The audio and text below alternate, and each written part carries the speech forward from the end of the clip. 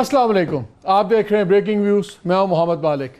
आपसे थोड़ी देर पहले प्राइम मिनिस्टर इमरान खान साहब ने एक टेलीवाइज अपील की है पाकिस्तानियों के लिए, और ख़ास तौर पर जो पाकिस्तानी हमारे ओवरसीज़ हैं उनके लिए, कि पाकिस्तान में डैम्स के लिए जो सा है वो चंदा दें। उन्होंने अनाउंस किया कि वो जो चीफ जस्टिस का फ़ंड था फॉर द अमीर भाषा डैम, उसको prime minister chief justice fund बना दिया गया है। उन्होंने कहा कि मेरी चीफ जस्टिस से बात भी हुई, अब तक इस फंड में कोई 180 करोड़ रुपए according to the prime minister जमा हो गए थे, लेकिन फिर उन्होंने उस पर काफ़ी लंबी बात की। आज हम उस पर भी बात करेंगे कि क्या ये definitely it's a very nice move, और ये एक इम्पेटस देगी, इसमें और मोमेंटम आएगा जो चीफ जस्टिस की कैंपेन थी। लेकिन क्या ये काफ़ी है?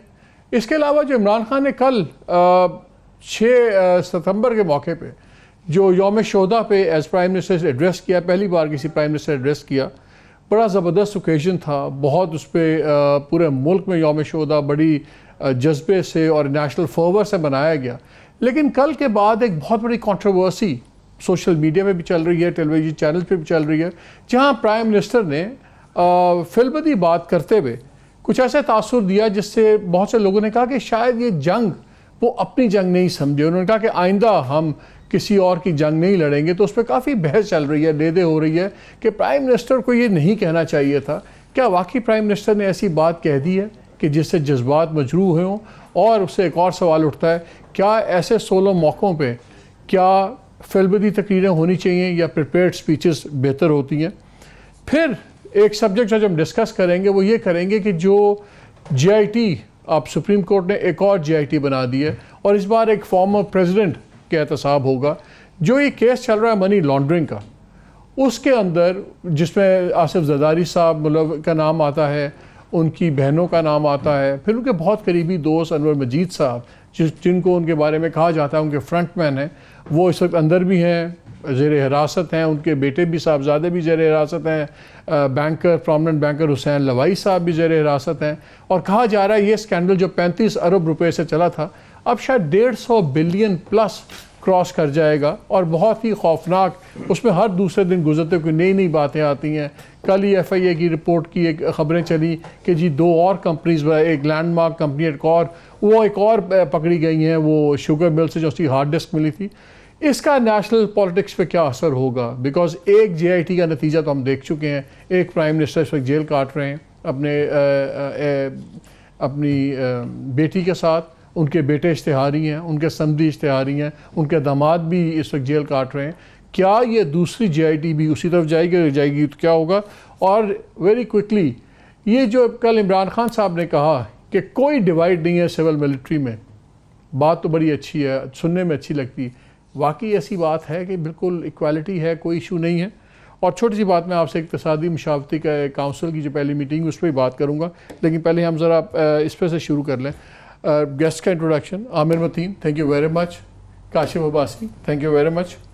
काशिफ, यहाँ से शुरू करते हैं। ये जो कंट्रोवर्सी चल पड़ी है कल से, इमरान खान ने जो कहा वहाँ पे बात, और लोगों ने कहा जी कि ही शुड बी, शायद उनको भी अंदाज़ा नहीं है कि जलसे की तकरीर और है, और एज अ प्राइम मिनिस्टर आपके अल्फाज की हैसियत और वज़न और है। क्या वाकई ये परसेप्शन मिला है? बहुत लोग कह रहे हैं कि जी ये लगता है कि जैसे बेइज्जती हुई है शोहदा के ख़ानदान, जो आपने कहा कि शायद ये जंग हमारी जंग नहीं थी। देखिए, इसको 2 तरीके से भी देखें ना। अगर ये तो ये है कि जंग क्या हमारी थी और अब क्या जंग हमारी है, ये 2 मुख्तलिफ चीज़ें। ये जंग 9/11 के बाद ज़ाहिर अमेरिकन की लड़ाई थी। उन्होंने बग़ैर, एक ऐसा मौका आया जब रशिया और चाइना भी अमेरिकन इन्वेजन जो अफगानिस्तान में हुई उसकी हिमायत की उन्होंने। बहुत कम ऐसा होता है कि ये 2 मुल्क भी अमेरिका की हिमायत करें। सो उस वक्त अमेरिकन का एक लॉस था, ट्विन टावर्स गिरे थे। हम पहले भी जब हमने अफगान लड़ाई के अंदर गए, और अब भी, ये दोनों लड़ाइयाँ हमारी नहीं थी, लेकिन क्या अब हमारी बन गई है? ज़ाहिर है हमारी बॉर्डर्स के अंदर लोग, हमारे अपने लोग, हमारे पाकिस्तानी जिनको हम अपना पाकिस्तानी कहते हैं, फट रहे हैं। हमारे पाकिस्तानी 70,000 मर गए हैं। अब जो लड़ाई आ गई है वो हमारे मुल्क के अंदर आ गई है, और वो हमारी स्टेट के साथ हमारे लोग लड़ रहे हैं। सो हम, ये लड़ाई तो अब हमारी है। क्या ये लड़ाई शुरू में हमारी थी? मेरा ख्याल है शुरू में हमारी है। इमरान खान साहब ये कहना चाह रहे थे कि जो लड़ाइयाँ थी वो हमारी नहीं थी, लेकिन अब तो लड़नी पड़ेगी। अब ये थोड़ी हो सकता है कि हम हथियार फेंक के बैठ जाए कि जी लड़ाई हमारी नहीं है। मेरा ख्याल है ये डिस्टिंक्शन बनाने में वो नाकाम हो गए थोड़ा सा इस मौके पर। अगर ये कहते हैं शुरू में, ये कहते हैं कि अगर हमारी जंग नहीं थी लेकिन अब हमारी है, शायद इतना शोर नहीं पड़ता। वो जो एक जुमला है ना कि हमारी जंग नहीं है, उसको कंफ्यूज होकर लोग मेरा ख्याल है सही समझ नहीं सकते। तो क्या बेहतर है कि ऐसे मौके में प्रिपेयर्ड स्पीचेस होनी चाहिए? अच्छी बात है कि इमरान खान साहब में बहुत ज़्यादा कॉन्फिडेंस आ गया और वो फिल्मबदी तकरीरें करते हैं। इवन उन्होंने पहली तकरीर भी जो कि कौम से खिताब किया वो भी फिल्मबदी कर दी। बड़ी उनमें रवानी आ गई है, कम्युनिकेशन बड़ी कर दी है। मगर कुछ ओकेजन्स होते हैं वो बहुत ज़्यादा हसास होते हैं, वहाँ पे अच्छी बात है कि आप लिखी पढ़ी करें, क्योंकि नपी तुली बात कर देना बड़ा ज़रूरी होता है। तो मैं काशिर से एग्री करता हूँ। ऑनेस्टली स्पीकिंग आमिर, नियत पे तो नहीं शक किया जा सकता, दिल से बोल रहे और दिल से नहीं वो है। मगर उसका एक हिस्टोरिकल बैकग्राउंड ये है कि बिल्कुल ऑफ कोर्स ये जंग, इसमें कोई बहस ही नहीं है कि ज़िया-उल हक से शुरू करें, उसके बाद मुशर्रफ के दौर पे ये हमारे से आम उस वक्त पार्लियामेंट नहीं थी या डिक्टेटोरियल रजीम्स थी, तो ये इम्पोज की गई और फैसला साजी में अवाम और पार्लियामान शामिल नहीं होते थे। मगर एक स्टेज आई जब ये कट ऑफ डेट थी। कट ऑफ डेट ये थी कि जब लोग हमारे अपने जब मरने लग पड़े बहुत ज़्यादा और हमने वो वाली सारी मॉन्स्टर बन गई। और ये कट ऑफ डेट रफली उस ज़माने में आपको याद होगा कि नवाज शरीफ हुकूमत की जब हुई थी और ये बहस थी कि जनाब नॉर्थ वज़ीरिस्तान में ऑपरेशन करना तो नहीं, यहाँ पे पार्लियामान में लड़ाई होती रही। और याद रहे कि उस वक्त PTI और नून लीग दोनों एक तरफ थे। ये कह रहे थे तालिबान हमारे दोस्त हैं और फ़ौज ने ज़रबे मोमिन शुरू कर दी हुई थी, ऑपरेशन शुरू हो गया था। बाद में इनको ओन करनी पड़ी, PTI को भी और नून लीग को भी करनी पड़ी। पहले फ़ौज गलत थी, पहले फ़ौज की बिल्कुल उसके अंदर शमूलियत थी इस गंद को फैलाने में, मगर at some stage they realize the monster has become too big. So वो अब जंग, ये तो अब तो कोई बहस ही नहीं है। और उस मौके पर ख़ास तौर पर जब जो खान साहब ने इतने ब्रिलियंट ब्यूरोक्रेसी अपने गिर्द इकट्ठी की हुई है PM हाउस में, और सारे ये उनका काम नहीं था कि PM को एडवाइस करते, काउंसिल करते कि जी एक तो प्रिपेयर्ड स्पीच बोलें और इस मौके पे क्या, यही इनका काम है। ये मालिक एग्जैक्टली आपने you hit the nail on the head कि ये होती है आपके कैबिनेट के और आपके जो ब्यूरोक्रेसी के मशीन जो टीम आपकी होती है ना, वो इन चीज़ों पे फाइन पॉइंट्स पे बात करे और खुल के बात करे। वहाँ पे कैबिनेट पे उनकी जिस तरह से बनाई गई, हमने मान लिया कि कोलिशन गवर्नमेंट है, उसमें इलाकाई और अलाइज को साथ देना पड़ता है। मगर उनकी जो टीम आई है उसमें बड़े सीरियस क्वेश्चन हैं कि वो किस तरह की मशावरत के साथ और किस तरीके से बनाई जा रही है। 2-3 सवाल है उसके अंदर। पहले तो ये है कि आपने जो लोग लगाए हैं, जो आप पहले तनकीद करते रहे हैं नून लीग के पे कि जूनियर अफसरान, पहले तो आपने प्रिंसिपल सेक्रेटरी अपना 21वें ग्रेड का लगा दिया, 21वें ग्रेड में भी उसका 37वां नंबर है। उसके बाद बाकी की पोजीशंस पे जो लगाए उन्होंने आगे करबा परवरी की। उन्होंने अपना एक रिश्तेदार जो है वो होती ख़ानदान में जाजेब साहब भी ब्याहे में हैं, ये भी ब्याहे में हैं, उन्होंने अपना रिश्तेदार FBR करवा लिया। वो शख्स जिसके ऊपर FBR में अभी भी उससे रिलेटेड 56 कंपनियों के केसेस चल रहे हैं, वो नैब भुगत रहे हैं। लास्ट में क्विकली बात कर दूं कि जो भी लास्ट कैबिनेट मीटिंग में इन्होंने जो टास्क कमेटी के टर्म्स ऑफ रेफरेंस दिए हैं उस पर भी कुछ सवालात हैं। फॉर एग्ज़ाम्पल उसके अंदर से उन्होंने पेट्रोलियम जो से रिलेटेड जो है वजारत वो निकाल दी है और पुलिस निकाल दी है। मैं समझता हूँ सिर्फ ब्यूरोक्रेसी जो है ना बाकी सारों की नहीं, पुलिस का भी 2002 का जो एक्ट है, थानों के अंदर भी जो कल्चर है उसको भी तब्दील करने की ज़रूरत है, उसको भी इनकॉर्पोरेट करें और उस पर एक एक्सटेंसिव बहस करवाएं। उसकी कमेटी के मेंबरान पे भी बात हो सकती है, उसके एजेंडे पे भी हो सकती है, उसकी बहस पे भी हो सकती है। सो लास्टली कि पॉलिसी बनाएं फिर ये अपॉइंटमेंट्स करें।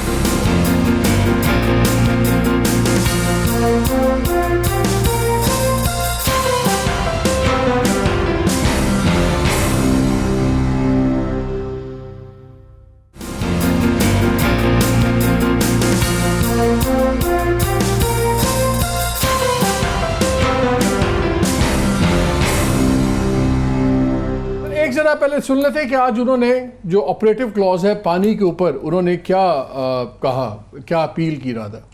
मैं आज अपने बैरून मुल्क पाकिस्तानियों से मुखातिब हूँ, ख़ास तौर तकरीबन 80 से 90 लाख बैरून मुल्क पाकिस्तानी। अगर आप सारे ये सोच लें कि $1000 आपने इस डैम के फंड में अगर आप भेजें $1000, तो हमारे पास ये डैम बनाने के भी, दोनों डैम बनाने के लिए भी पैसा हो जाएगा और हमारे पास डॉलर्स भी आ जाएंगे ताकि हमें किसी से कर्जे ना मांगने पड़े। जी, इस तक हमारे साथ पानी पे बात कर रहे हैं, खुरम हुसैन भी हैं, जो नोटेड जर्नलिस्ट, डॉन के साथ ताल्लुक है, लिखा भी है इसमें बहुत इन्होंने। अस्सलाम वालेकुम खुरम।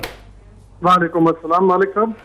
खुरम, ये आपका मैं आर्टिकल भी पढ़ रहा था जिसमें आपने बात की हुई थी कि जी 1.4 ट्रिलियन रुपए तो चाहिए हमें दियामीर के लिए, और ये तमाम चीज़ें।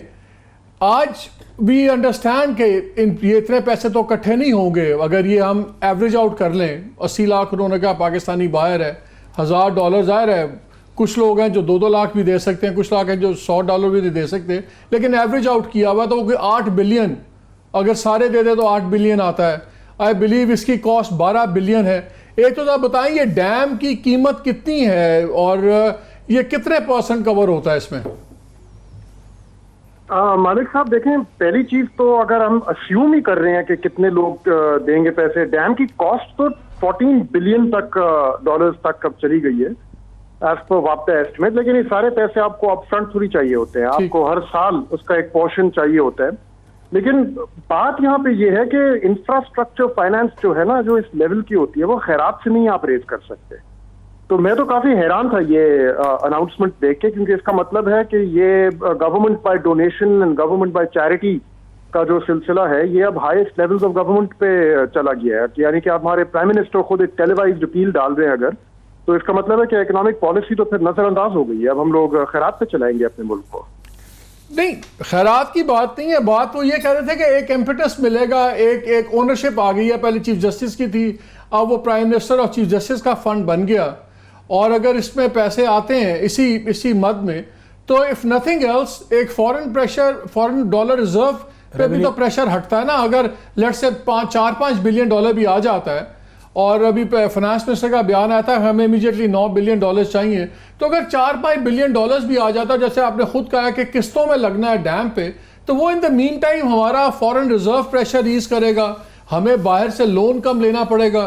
तो एट वन लेवल तो हमारे पे विन विन सिचुएशन ही है ना। ठीक है, अगर हम लोग अस्यूम कर रहे हैं कि 4-5 बिलियन डॉलर्स आ गए, मुझे जिस चीज का भी मैं जिस चीज पे भी नजर रख रहा हूं वो ये है कि क्या ये वाली जो एफर्ट है ये पॉलिसी मेकिंग को सब्स्टिट्यूट करेगी, या जिस भी पॉलिसी प्लान के ऊपर जनाब असद उमर अभी फिलहाल काम कर रहे हैं, जिस पे उन्होंने बाकियों को अभी ब्रीफ नहीं किया, लेकिन वो कह रहे हैं अगले हफ्ते तक वो रेडी होंगे ब्रीफ करने के लिए, क्या ये उसको सब्स्टिट्यूट करेगी या दोनों पैरेलल में चलेंगे? क्योंकि अगर खान साहब के माइंड में ये बात बैठ गई है कि हमें IMF या जाने की जरूरत नहीं है, हमें टैक्स रिफॉर्म करने की जरूरत नहीं है, हमें अपनी एक्सपोर्ट बेस को डाइवर्सिफाई करने की जरूरत नहीं है, मैं बस सिर्फ ओवरसीज पाकिस्तानी से अपील करूंगा और लूटेड वेल्थ हम लोग स्टैश जो बाहर है वो वापस लेके आएंगे और इन पैसों से हम लोग अपने सारे फिस्कल और एक्सटर्नल डेफिसिट्स पूरा कर लेंगे, तो फिर तो ये इसका मतलब है कि हम एक बिल्कुल ही अलग लाइन के ऊपर चल पड़े हैं। और वो ऐसी लाइन है जिसपे असद उमर साहब को भी इत्तेफाक नहीं है, बाय द वे। अच्छा, very interesting. What do you mean कि उनको इत्तेफाक नहीं है? असद साहब की तो अपनी बहुत, उन्होंने ऑन रिकॉर्ड ये बात कही भी है कि ये वाली जो एफर्ट्स हैं हमारी, recovery of looted wealth abroad, या इवन आस्किंग ओवरसीज पाकिस्तानी से खैरात और डोनेशंस मांगना, ये पॉलिसी मेकिंग का सब्स्टिट्यूट नहीं है, ये एक पैरेलल ट्रैक है। इसका अलग मकसद है कल्चर बनाना, डिसइंसेंटिव्स पैदा करना करप्शन के हवाले से, लेकिन पॉलिसी लेवल पे जो हमारा काम चल रहा है वो अपनी जगह कायम रहेगा। अब मुझे आहिस्ता आहिस्ता लग रहा है कि नहीं, ये वाली लाइन जो है, इकोनॉमिक एडवाइजरी काउंसिल है उसकी तो अपनी कंट्रोवर्सी शुरू हो गई। आतिफ मियां तो हटा दिए गए और मजहबी बुनियाद पे। अभी मैं ट्वीट देख रहा था, प्रोफेसर आसिम इजाज ख्वाजा साहब ने जो हार्वर्ड में पढ़ाते हैं, उन्होंने भी माजरत कर ली है एडवाइजरी काउंसिल से, अपने आप को रिजाइन कर दिया है। तो डू यू सी कि ये council going somewhere meaningfully? Because 2-3 ही लोग थे बाहर से जिसमें मेंबर्स थे, तो उनमें 3 में से 2 ने तो अपने 2 तो फारिग हो गए उसमें से। आप देखें पूरा दिन आज किस तरीके से मायूसी का इजहार किया गया है, ये आतिफ मियां की जो डिसीजन, जो फैसला हुआ है गवर्नमेंट की तरफ से, और उसके बाद फिर आसिम इजाज ख्वाजा की ट्वीट आई है कि मैं भी रिजाइन कर रहा हूं। अभी तो हम वेट कर रहे हैं कि बाकी EAC मेंबर्स किस तरह से रिस्पॉन्ड करेंगे इसमें। आप ये भी देख लें कि आसिम ख्वाजा और आतिफ मियां जो हैं ओवरसीज पाकिस्तानी में बहुत ये मशहूर लोग हैं, और आतिफ मियां तो खासतौर पे amongst the most accomplished of overseas Pakistani माने जाते हैं अपने प्रोफेशन में। उनके साथ अगर इस तरह से हुआ है तो किस तरीके से ये वाकया जो है ये ओवरसीज पाकिस्तानी इसको देख रहे हैं। अभी तो वो हमने देखना है। आपके क्रेडिटर्स इसको किस तरह से देख रहे हैं, आपके फॉरेन इन्वेस्टर्स इसको किस तरह से आपकी बात ठीक है कि ये मेजर्स जो सी हैं ये सपोर्टिव मेजर्स हो सकती हैं, लेकिन ये मेन व्हीकल्स नहीं हो सकती। बहुत शुक्रिया खुरम आपका। और मुझे एक ब्रेक लेना है, ब्रेक के बाद आके इस पे बात कर लेंगे, बिकॉज 2-3 चीजें उन्होंने कहा खैरात, तो सबसे खैरात बहुत गंदा लफ्ज है वैसे। अगर वो इस लफ्ज को इस्तेमाल ही करना चाहते हैं, मुल्क तो चलते ही खैरात पे, चाहे अमेरिका से आए चाहे IMF से आए। आई थिंक मैं इससे डिसएग्री करता हूं, क्योंकि अगर आप कौम अपने किसी प्रोजेक्ट के लिए पैसे आप रेज करें तो वो आई डोंट थिंक कि वो खैरात होती है, वो तो रेजिंग फंड्स है। या होगा या नहीं होगा, नहीं होगा तो नहीं होगा। का वो वर्ड गलत था। के बका के लिए, बचाने के लिए मदद मांगी जा रही है फेलो पाकिस्तानियों से।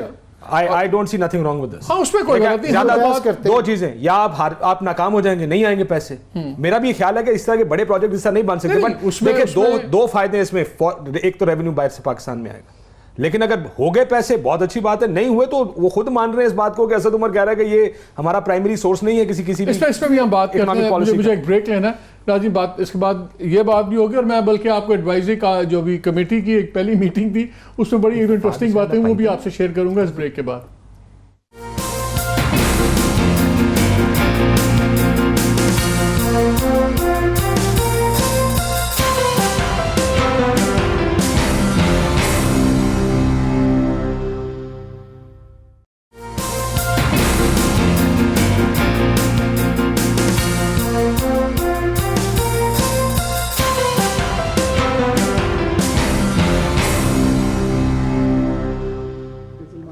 जी welcome back to the programme.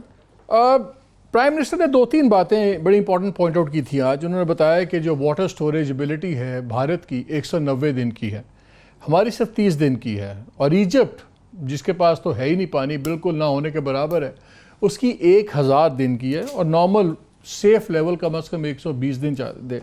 अगर हम डेटा देखें, अगर दिया मीर भाषा डैम बन जाता है तो सिर्फ इस एक डैम से हम 30 दिन के बजाय 48 दिन हमारी हो जाती है वाटर स्टोरेज, और 4500 मेगावाट्स हम इसमें बिजली के भी ऐड करते हैं। मैं एक दो और सब्जेक्ट से बात कर रहा हूँ, लेकिन हम ब्रेक में बात कर रहे थे। Very quickly you wanted to add to this subject. Malik, एक तो ये पानी वाली मेरा ख्याल है बहुत ही अच्छी बात है। एक तो लोगों को एहसास दिलाना कि पानी का एक इशू है, डैम का एक इशू है।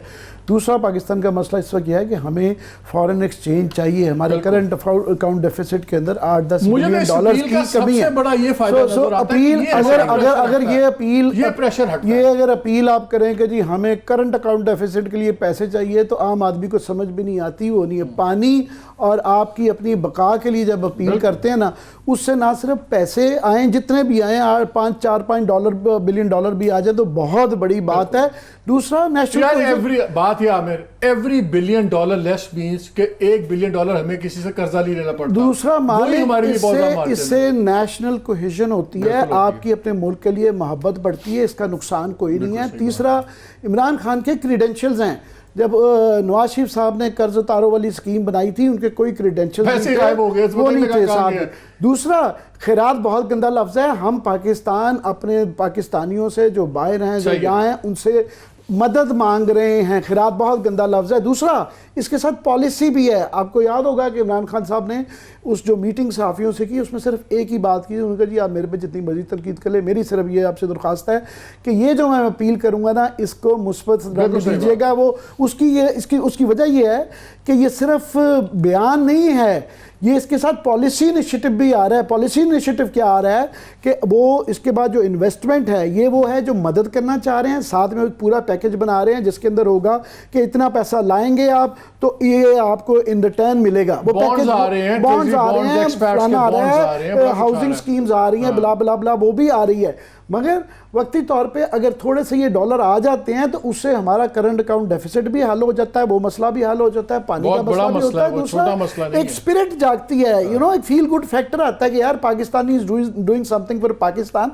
तो मैं ये खुरम से बिल्कुल एग्री नहीं करता। दूसरा, मैं उन्होंने एक और बड़ी सख्त बात की कि जनाब इन्होंने आसानी लफ्ज़ ढूंढते हैं कि पाकिस्तानियों के पैसे वापस ये खुरम से मैं थोड़ी सी ड्यू अपॉलॉजीज, ये डिनाइल में है। अभी ये जो स्टेट बैंक ने और FBI ने जो फिगर सुप्रीम कोर्ट में दिए हैं, उन्होंने खुद कहा है कि जनाब $150 बिलियन के पाकिस्तानियों के जो कि डिक्लेयर्ड नहीं है एसेट्स दुबई में हैं, 100 बिलियन यूरोप और अमेरिका में हैं, $350 बिलियन तो ये आ गया है। तो दुबई अथॉरिटीज ने कहा अभी है। स्विस बैंक That's a का पता certified figure। चलेगा कि कितने हैं, उसमें से ये इतने ह्यूज अमाउंट्स हैं। इससे सिर्फ ये नहीं है, एक मैसेज भी देना होता है। ये अलग बात है कि कितने पैसे आ सकेंगे और कब आएंगे, मगर एक मैसेज जाता है for those people who are making wrong money wrongly कि जनाब ये वो ज़माने ख़त्म हो गए और करप्शन को हम रोकने की कोशिश कर रहे हैं। Message is sometimes more important than the action. मैं इसमें ज़्यादा ऐड नहीं कर सकता। मेरे एग्जैक्टली यही पॉइंट मेरा था कि देखें, इनसे शायद डैम हमसे ना बन सके, ये मुमकिन, मैं नहीं कह रहा कि बना लेंगे, लेकिन देखिए इनिशिएटिव एक गवर्नमेंट की तरफ से आया, बजाय इसके कि हम हर इनिशिएटिव को शूट डाउन करना शुरू कर दें। नहीं बन सकता यार। देखिए मैं कह रहा हूँ एक पॉसिबिलिटी है ना, एक पॉसिबिलिटी है कि 2, 3, 4, $5 बिलियन पाकिस्तान में आ जाए। दूसरी पॉसिबिलिटी शायद इतने पैसे पाकिस्तान में ना आए, लेकिन हम कोशिश तो करें। देखिए बजाय इसके कि अब आप ये कागज उठा के बैठ जाएं कि 2 अरब हम अब सऊदी अरब से जाके $2 अरब लेंगे, $2 अरब चाइना हमें इतने पे देगा, अब हमें IMF के पास जाना है, वो IMF से इतने पैसे लेने। अगर हम पहले स्टेप के तौर पर इस तरह का कुछ कर सकें और बाहर से पाकिस्तानी पैसे वापस भेज दें, वो तो करना ही करना है, वो तो हमने करना ही करना है। जितना हमें सब कम करना पड़ेगा, एग्जैक्टली कंडीशनलिटीज कम हो जाएंगी, हमारी रूम टू मैनूवर जो है फिर पॉलिसी का जो है ना वो बढ़ जाता है। पहले ये कोशिश कर लें और स्पिरिट्स, और इससे पाकिस्तानियों को रियलाइज भी करा देते हैं कि अगर हार्श स्टेप्स इनको लेने पड़ेंगे कि भाई साहब हार्श कंडीशंस हैं, जिस तरह के 40% जो है आपने गैस के प्राइसेस बताए हैं, तो आप लोग समझ सकेंगे कि जनाब मुश्किल वक्त में है मुल्क। पानी पे इनको 2 चीज़ें ज़रूर करनी पड़ेंगी। एक तो हमारा 95% पानी ज़राअत में जाता है, ज़राअत में क्विक मैसिव रिफॉर्म्स चाहिए क्योंकि वहाँ पे ज़िया बहुत ज़्यादा है। और दूसरा पानी की प्राइसिंग, हमारे तो मुहावरा बन गया है, पानी की तरह बेदरेग बहा दिया गया। अगर जो चीज़ आपको सस्ती मिल जाए या मुफ्त मिल जाए उसकी कदर ही नहीं होती।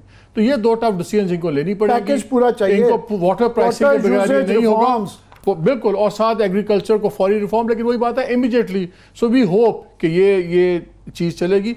मैं उधर आने से पहले आर्मी सिविल रिलेशंस में एक छोटी सी बात मैंने वादा किया था, एडवाइजरी कमेटी की बात हुई थी। ये नाज़रीन, ये रेजिग्नेशंस अपनी जगह, उनके अवामिल अपनी जगह, फिर कभी बात करेंगे। लेकिन मेरी वन ऑफ द पार्टिसिपेंट से बात हुई तो उन्होंने कहा कि जो अनफॉर्चुनेट जो चीज़ वहाँ पे नोट ये की कि जितने भी पार्टिसिपेंट्स आए हुए थे उनमें से मेजॉरिटी जो थी वो प्रिपेयर्ड नहीं थे और बात बिल्कुल वेवर्ड चल रही थी और किसी भी स्पेसिफिक्स पे ज़्यादा बात नहीं हो सकी। बल्कि 1-2 लोग जो सब डीन ऑफ कराची थे, IBA, वो उन्होंने तो एक लफ्ज़ तक नहीं बोला और खामोश बैठ के ही चले गए। फिर एक अखबार में, नेशनल डेली में बहुत प्रोसीजर में लिखा हुआ कि जी 3 वर्किंग ग्रुप्स अनाउंस हो गए बनने के, डेप्ट के ऊपर, fiscal challenges and current account deficit पे। ऐसी कोई बात नहीं हुई, अभी कोई वर्किंग ग्रुप नहीं बने, सिर्फ इतनी बात हुई। पेस तेज़ करनी पड़ेगी, जिस पेस पे काम चल रहा है, ख़ास तौर पे ये इकनॉमिक एडवाइजरी कमेटी का, ये कोई पेस ख़ास नहीं है। और अगर इस पेस पे चले तो मेरा ख्याल है, because every day means billions of rupees का हमारा होता है सब कुछ। तो वी होप कि Asad Umar will do a pace up the thing.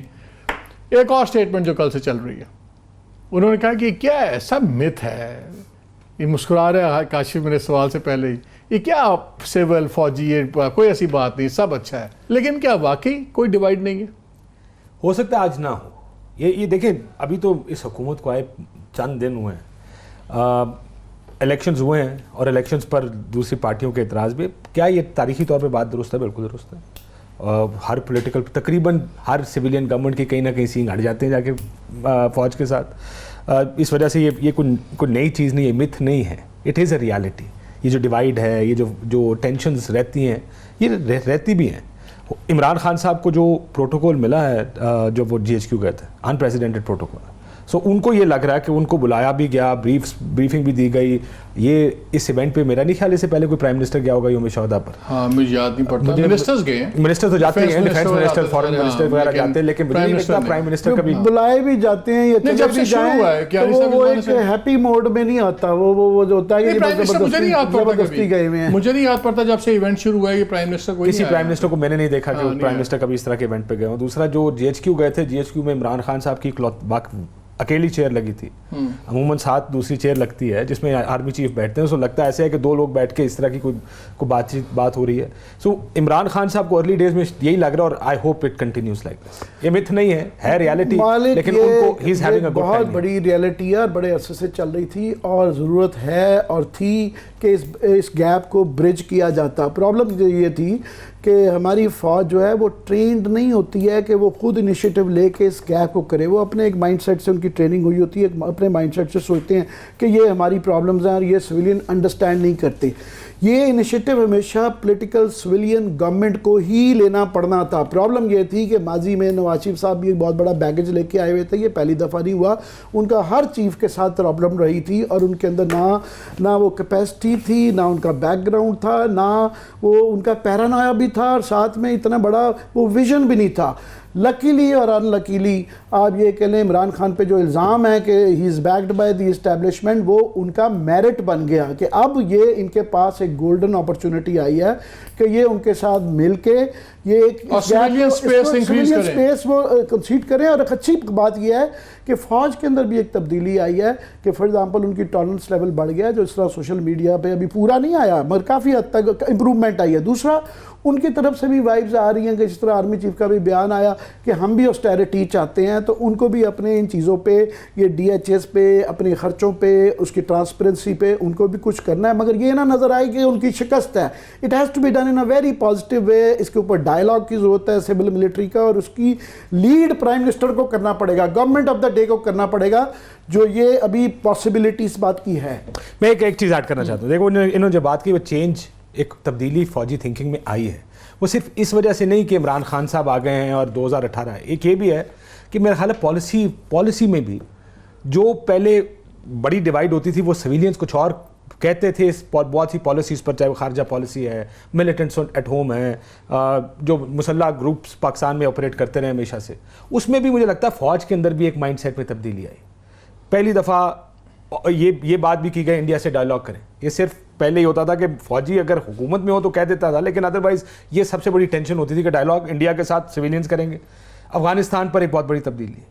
उनका ये ख्याल है कि अब एक पीसफुल अफगानिस्तान पाकिस्तान के लिए भी ज़रूरी। सो बहुत से फॉरेन पॉलिसी इनिशिएटिव जो पहले जिस पर बड़ी टेंशन रहती थी, अब ऐसा लग रहा है कि सिविलियंस और फौज का एक माइंडसेट हो जाएगा। इसमें जनरल बाजवा को भी क्रेडिट दें थोड़ा। तो सो वी फील कि ये रियलिटी है, लेकिन अब होपफुली एक नई रियलिटी आ जाएगी जो एक्चुअली बेहतर होगी सिविलियन। जो एनवायरनमेंट की बात करें ना, वही सबसे बड़ी रियलिटी आ गई। इस एनवायरनमेंट मेरे ख्याल नहीं हो सकता जी। इसमें सिर्फ सबसे इम्पॉर्टेंट मेरा ख्याल जो तब्दीली वहाँ पे आई है वो ये है कि जो ये हमारी मजहबी शिद्दत पसंदी है उसको रोकने के लिए जो वाइब्स आ रही हैं GHQ से कि वो सिविलियन हुकूमत की हेल्प करने के लिए तैयार तैयार हैं। मेरा ख्याल है वहाँ से सबक सीख लिया, मगर सिर्फ हमारे रिटायर्ड जर्नलों ने जो टीवी पे आते हैं ना, जो उस वक्त के इस बैगेज की वजह थे, उनका माइंडसेट नहीं चेंज हुआ। जो नई लीडरशिप इस वक्त सर्विंग है, उनका माइंडसेट तो लगता है कि तब्दील हो गया, क्योंकि वो ऑपरेशन में डायरेक्टली इन्वॉल्व है। बातें क्यों आई सामने? वो बस वो गलतियों का फिर खमियाजा भुगत रहे हैं। अभी भी देख लेना, वो संभाले, वो मॉन्स्टर्स बनाए हैं या बनाते जा रहे हैं। अभी भी मैं कह रहा हूँ उस तरफ ट्रेंड शुरू हुआ है, but all is not over, it's just started. अच्छा, खमियाजे से इस पर भी आ जाएं। JIT बना दी है सुप्रीम कोर्ट ने एक नई, और वो कहते हैं आपको ज़्यादा भुगतेंगे सारे, हमने बात की। लेकिन मुझे याद है जब JIT बनी थी काशिफ मियाँ साहब के ऊपर, तो तमाम लोगों ने बड़ी जय जयकार की, सब कुछ, ये एतजाज़ साहब भी, दूसरे भी। अब सबसे बड़े वो क्रिटिक हो गए हैं कि जी ये गलत हो रहा है, कानून नहीं है, ये नहीं है। Your take. देखिए, मेरे लिए बड़ी डिसअपॉइंटमेंट है ये। एतजाज़ साहब और लतीफ़ खोसा साहब दोनों ने आके ये कहा कि ये गैर कानूनी है, ये नहीं बननी चाहिए। और मियाँ साहब की बारी, यही दो लोग सबसे बड़े चैंपियंस थे इस बात के कि ये JIT बिल्कुल कानूनी है, बिल्कुल बननी चाहिए। और देखिए, मैं तो मॉरल आर्गूमेंट भी लेता हूँ साहब, अगर आपके पास छुपाने को कुछ नहीं है तो डरते किस नहीं है JIT के सामने जाने से? नहीं, डरे तो वो खौफ उसको होता है जिसके पास कुछ छुपाने को होता है, वो कहता नहीं इस JIT के सामने मैंने नहीं जाना। अगर आप सब क्लियर है, सब साफ सुथरा है, आपके पास ये 130, 40, 50 अरब रुपए, दे वर $1.5 बिलियन पाकिस्तान में, और ये तो एक, मैं तो कहता हूं this is tip of the iceberg है। ये तो एक कुछ अकाउंट्स में पैसे रोटेट किए गए, वो पकड़े गए। ये तो अभी एक शुगर मिल से निकली है हार्ड डिस्क, अभी तो पता नहीं कितनी। अभी दुबई में कितने पैसे हैं, स्विट्जरलैंड में कितने पैसे हैं, लंदन में क्या पड़ा होगा। आप खौफजदा किस वजह से हैं? और एतजाज साहब, मुझसे किसी ने पूछा कि कौन सा एक पॉलिटिशियन होना चाहिए जिसको पार्लियामेंट में होना चाहिए, आपका ख्याल है? मैंने कहा एतजाज अहसन साहब। लेकिन सर प्लीज डोंट डिसअपॉइंट अस, ये मत करें आप कि वो एतजाज अहसन जो नवाज शरीफ के खिलाफ सबसे बड़े चैंपियन थे कि एहतसाब होना चाहिए, आसिफ जरदारी की सबसे बड़ी दीवार और ढाल बन के खड़े होते, ये किस किस्म की पॉलिटिक्स कर रहे हैं? और मैं तो कहता हूं वक्त आ गया, ये सबको साफ होना चाहिए। देखिए इस तरह ये मुल्क नहीं चल सकता। $150 बिलियन रुपए उसके पास है, ये सिर्फ टिप ऑफ द आइसबर्ग। और जी दूसरे के 43 मिलियन पाउंड का सिर्फ एक अपार्टमेंट बिका है, 21 अपार्टमेंट दूसरे के पास है। ये कहां से आए आपके पास पैसे? जब आप हुकूमतों में आते थे उससे पहले जरदारी साहब के जरा गोशवारे तो निकाल के देखें।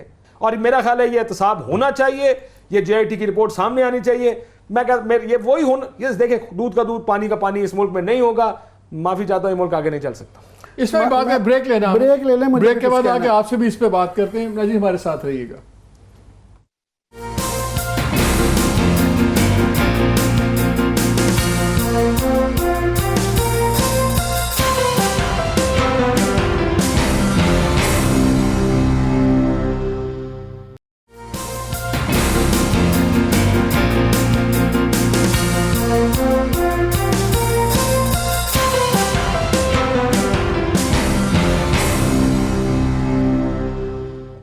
जी welcome back to the show, welcome back to JIT। हाँ आमिर, मालिक, बात यह है कि तफ्तीश तो नहीं रुकनी चाहिए। अगर FIA से तसल्ली हो जाती तो वो ही काफ़ी थी, मगर क्योंकि FIA को वहाँ पे प्रोविंशियल गवर्नमेंट है तो वो नहीं सिंध के अंदर करने दे रहा है, तो JIT बिल्कुल बननी चाहिए। मुझे तो बल्कि JIT के कुछ मेंबरान पे एतराज़ है कि शायद वो भी डिलीवर ना कर सके। फॉर एग्ज़ाम्पल जो FBR से आदमी साहब दिए गए हैं, इमरान लतीफ़ नाज साहब, उनके मुतल्लिक सवाल है कि वो बेचारे ज़रा कमज़ोर आदमी हैं।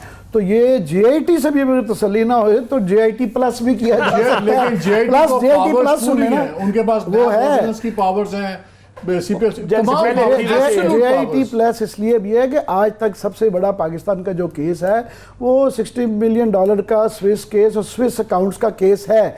वो टेक्निकल ग्राउंड्स पे ये बचे हुए हैं। मैं वो पढ़ रहा था कि इनके 41 अकाउंट्स थे, काशिफ 41 के सारे फ्रीज कर दें। उन्होंने 10 बीच में से फ्रीज नहीं किए, डिस्पाइट नेशनल बैंक ने नहीं किए, नेशनल बैंक ने बाकी बैंकों ने कर दिए थे, नेशनल बैंक ने नहीं किए, और उसमें से करोड़ों रुपए आगे पीछे फिर भी लाख ये शोर मचा लें या कोई शोर मचा ले, ये जो टास्क फोर्स मनी लॉन्ड्रिंग के ऊपर बनी हुई है वो इतना ज़बरदस्त काम कर रही है। मैं समझूँ मंगोल दी टास्क फोर्सेस वो सबसे इम्पोर्टेंट इसलिए है कि वो वहाँ से जब स्विस से आपका दोबारा ये कॉन्ट्रैक्ट साइन हो जाएगा तो हमें फिर मनी ट्रेल मिल जाएगी, ये पता चल जाएगा। ये नहीं कि पैसे वो निकाल के ले गए, कहाँ गए वो पूरा ट्रैक कर सकते हैं। तो that is just the tip of the iceberg. ये पूरा आइसबर्ग खुलने वाला है और सबका ही खुलने वाला है। और ये सिर्फ मैं कह रहा हूँ कि सिर्फ it's not just about money, it is about giving a certain message कि जनाब पार्टी इज़ ऑफ। वो जो गलत पार्टी थी ना वो ख़त्म हो गई हुई है। अब ये इस मुल्क में लुटला सरदारा नहीं है। अब मेरा ख्याल है party is not over, message ये देना चाहिए पार्टी शुरू हो गई है भाई। आप now the party has started. मेरी भाईजान उनको बच के नहीं जाएगा। एक बहुत सीनियर सर्विंग ऑफिसर से बात हो रही थी सिंध के अंदर, अभी आज सुबह ही मेरी बात हुई। सर्विंग अफसर आपकी बात काट रहा हूँ कि सर्विंग अफसर से अपॉइंटमेंट ने ब्यूरोक्रेटिक बात की है, तो अभी खबर चल रही थी कि कलीम इमाम साहब को वहाँ पे लगाया गया है। अभी पंजाब में वो इतना बड़ा ब्लंडर करके गए हुए हैं कि जो रिजवान गुंदल वाला मामला था, प्राइमरीली IB ये जो है कलीम साहब जो है ना, कलीम इमाम जो है ना, उसके लिए जिम्मेदार थे कि अगर ये थोड़ा सा इनमें दम होता तो लगाता है। उन्होंने 3 बंदे भेजे थे, उन्होंने सिर्फ जो है ना फेडरल गवर्नमेंट ने भी वही कबूल किया, उन्होंने भी वही लगाया। वो मुझे बता रहे थे सीनियर ऑफिसर, उन्होंने कहा कि जी 2 लोगों का लफ्ज़ चलता था और बस वही चलता था, एक फरियाल बीबी का, फरियाल तारपुर का, हमशीरा का, और दूसरा अब्दुल गनी मजीद, नॉट अनवर मजीद जो उनके बेटे हैं अब्दुल गनी मजीद। उन्हें कहा ही वॉज द मैन, और ये 2 लोग सिंध के अन्नदाता थे। लेकिन अब आप जुल्फिकार मिर्जा को तो निकाल के देखें जरा, उसने टीवी इंटरव्यूज में मेरे साथ उसने ये कहा, उन्होंने कहा मुझे जरदारी हाउस बुलाया गया, ये बिलावल हाउस है ना और कराची में जो कहता वहां बुलाया गया। मलिक वो बैठे थे जरदारी साहब और साथ अनवर मजीद का बेटा बैठा हुआ था। मैं हाल उन्हें अली मजीद का नाम दिया था उस वक्त, if I am not mistaken. और अली मजीद के बारे में कहा जाता था कि जब जरदारी साहब प्रेसिडेंट थे तो प्रेसिडेंसी में एक कमरा इनके लिए था जो प्रेसिडेंसी में रहते होते थे। उन्होंने कहा मुझे लाकर मेरे पास 2 शुगर मिले थी, वो ज़ाहिर है जरदारी साहब ने मदद की हुई थी सेटअप करने में, तो उन्होंने कहा जी एक काम करें, जो एक फंक्शनल थी और दूसरी बंद पड़ी थी वो लॉस में थी, उन्होंने कहा जी आप जो ठीक काम करिए, जो पैसे बना रही थी कि आप ये इसके हवाले करते। उन्होंने कहा जी मैं फिर ज़ाहिर ऑप्शन कोई नहीं था, मैंने दोनों उसी मीटिंग में मैं फाइनल लेकर गया, दोनों मैंने अली मजीद के हवाले कर दिए कि जी आप ले लें। ये सिंध में ना सिर्फ शुगर मिलने बल्कि दूसरी मिल्स जो ये दीवान वालों के साथ भी इसी किस्म का वाक़या हुआ था।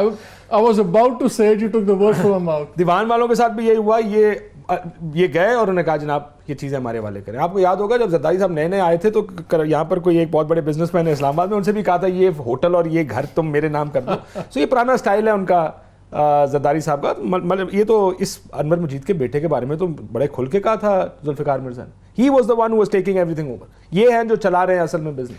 ये लॉजिकल कंक्लूजन पे पहुंचेगा केस? देखिए पहुंचना तो चाहिए, मैं नहीं जानता पहुंचा सकेंगे कि नहीं पहुंचा। देखिए स्टेट और स्टेट के अंदर कुछ लोग स्टेट से ज़्यादा ताकतवर बन रहे हैं, पहुंचना चाहिए। अब JIT बन गई है, मियाँ साहब के सामने अगर JIT इतना काम करके गई है, वाई नॉट दिस। मियाँ साहब के तो सर पैसे बायर, अपार्टमेंट बायर, प्रूफ नाम की किसी के सारे थे है तो सारा कुछ यहाँ पे है। अकाउंट्स पाकिस्तानी है, अकाउंट जिन लोगों के नाम पे ऑपरेट हो रहे थे पाकिस्तानी है, जो अननोन गरीब लोग जिनके नाम पे अरबों रुपए के अकाउंट्स खुले थे वो पाकिस्तान में, पैसा पाकिस्तान में, शुगर मिले पाकिस्तान में, बंदे पाकिस्तान में। ये तो ज्यादा आसान केस है। लॉजिकल कंक्लूजन पे तो अभी नवाज शरीफ का केस भी नहीं पहुंचा, मगर इतनी लॉजिकल कंक्लूजन पे जरूर पहुंच गया है कि वो और उनकी साहबजादी जेल में पड़ी हुई है और बाकियों को भी जेल का खतरा है। सो एक मुनासिब हद तक भी इसका कंक्लूजन हो जाए ना तो मेरा ख्याल आवाम की तशफ़ी हो जाएगी कि ये तफ्तीश मैं ये नहीं कह रहा कि मकसद ये है कि इनको वाकई इनको ही करना है, तफ्तीश होनी चाहिए। हमें पता चलना चाहिए फॉर वंस फॉर ऑल कि आगे जो केसेस यहाँ नैब से भी निकलते रहे, वहाँ से भी निकलते हैं, कभी आग लग गई, कभी फाइलें गायब हो गई, कभी टेक्निकल ग्राउंड्स, एक दफ़ा हम तसल्ली करा लें, तफ्तीश को कोई ना रोके, तफ्तीश होने दें। अगर ये लॉजिकल कंक्लूजन पे जाता है, क्या पीपल्स पार्टी का खात्मा होगा कि जरदारी का पीपल्स पार्टी पे खात्मा होगा? पीपल्स पार्टी लुडियां पाएगी। पाकिस्तान में फैशन जो है ना वो बाहर एक ज़माने में एक बुरी टर्म इस्तेमाल होती थी, -1 फार्मूला। इत्तफाक ये है कि -1 फार्मूला काफ़ी जगह पे हो गया है। MQ में -1 हो गया, नून लीग में -1 हो गया, तो पीपल्स पार्टी में भी -1 हो सकता है। बाय द वे JUI में भी ऑलमोस्ट -1 हो गया नहीं तो आपके ख्याल में डज इट स्ट्रेंथन बिलावल? बहुत ज़्यादा। आई थिंक बिलावल होता ना, अगर फ़र्ज़ करें खुदा न खासा क्रिएटिंग दैट सिनेरियो कि इस तरह की कोई तफ्तीश आती है और जरदारी साहब को इम्प्लीकेट कर देते हैं, सज़ा कर देते हैं, तो बिलावल बाद सामने जो भी करे ज़ाहिर है वो एक पॉलिटिकल फ्रंट देंगे, पहला बाथरूम में जाके यस ज़रूर करेगा। देखिए पीपल्स पार्टी की सबसे बड़ी लाइबिलिटी इस वक्त क्या है? आसिफ जरदारी साहब नहीं, ये पीपल्स पार्टी वाले मानते हैं सर। आप मैं जिस बंदे से ऑफ द रिकॉर्ड गुफ्तगू करता हूं उनमें से किसी एक को मैंने जरदारी साहब को डिफेंड करते नहीं सुना। प्रॉब्लम ये है कि वो जाहिर है पीपल्स पार्टी किसी ना किसी सूरत में रहेगी, बिल्कुल खत्म तो नहीं। मुझे तो लगता है सर फायदा होगा पीपल्स पार्टी को। मगर प्रॉब्लम ये है कि लीगल केसेस के अंदर बिलावल भी नहीं बचते हैं, क्योंकि बिलावल ने भी जो एसेट्स डिक्लेयर किए हुए हैं वो भी इससे लिंक होंगे। फॉर एग्जांपल उसके एसेट्स में काफ़ी ऐसी चीज़ें हैं जो उसने इनहेरिट किए हैं, जो 1 बिलियन प्लस के उसके उनमें काफ़ी ऐसे एसेट्स हैं जो कि इनहेरिट किए हुए हैं मगर वो बीबी के नाम पे नहीं थे फॉर एग्जांपल। तो वो अगर आप तो लॉस ऑफ प्रॉपर्टी होगी, लॉस ऑफ पे नहीं होगा सर कुछ भी, unless he is a party in crime. Party in crime ये है कि डिक्लेयर्ड एसेट जो उनकी वालदा के वालिद के नाम पे नहीं है, उनके नाम पे ट्रांसफर इनहेरिट कहां से कर ली है? मैं 2-3 प्रॉपर्टीज को खुद जानता हूं फॉर एग्जांपल कि आई कैन कोर्ट के। सो उनके जब ये सारे ये जो 10 साल के मांगे हैं, इनके सारे ख़ानदान के एहसास से उनको लिंक करेंगे जो उन्होंने अभी जो है नॉमिनेशन पेपर्स के साथ अपने दिए हैं, तो वहाँ पे जो है ना वो तजाद आएगा, वहाँ पे प्रॉब्लम्स आएंगे। बहुत शुक्रिया आमिर, बहुत शुक्रिया काशिफ। नाज़रीन 2 बातें वेरी क्विकली। एक तो वी होप कि हम लोग तमाम लोग पाकिस्तान के अंदर और बाहर जितने हैं हम मैसिवली कंट्रीब्यूट करें। ये जो आज प्राइम मिनिस्टर और चीफ जस्टिस का फंड कंबाइन हुआ है, और जैसे सब ने कहा कि अपनों से लेना और अपनी रिसोर्सेज पर इकट्ठा करना ये खैरात या मांगना नहीं है, ये बल्कि बड़े फ़ख्र की बात है। इस तरह कौमें करती हैं और हमें करना चाहिए, और हम दुनिया में पहली कौम नहीं होंगी। बहुत सी कौमों ने अपने आप को खुद अपने पाँव पर खड़ा किया है। वी होप कि हम दबा के कंट्रीब्यूट करें। और जहाँ तक ये ताल्लुक है, एक JIT का एक ट्रांसफॉर्मेटरी इफेक्ट हुआ था पाकिस्तान की पॉलिटिक्स में बहुत बड़ा, अब दूसरी JIT बनी है। वी होप कि ये उसी तरह बल्कि उससे बेहतर तरीके से काम करे, लॉजिकल कंक्लूजन्स पे लेके जाए। क्योंकि अगर ये तमाम करप्शन पकड़ी गई और ये अरबों रुपए जो आपके मेरे चोरी हुए हैं, तो सज़ा तो जो लोगों को मिलेगी, लेकिन एक बहुत बड़ा ट्रांसफॉर्मेटिव इफेक्ट होगा। और एक बड़ा क्लियर मैसेज आएगा, द पार्टी इज़ ओवर। जो पाकिस्तान में अब तक खुली पार्टी थी शराफिया की, जो आप जो मर्जी उनको कह लें, जो लुट मची हुई थी, उस पर ब्रेकें लग रही हैं और हमें यही उम्मीद करनी चाहिए कि अब बेहतरी की तरफ हम जाएंगे। इजाज़त दीजिए, अल्लाह हाफ़िज़।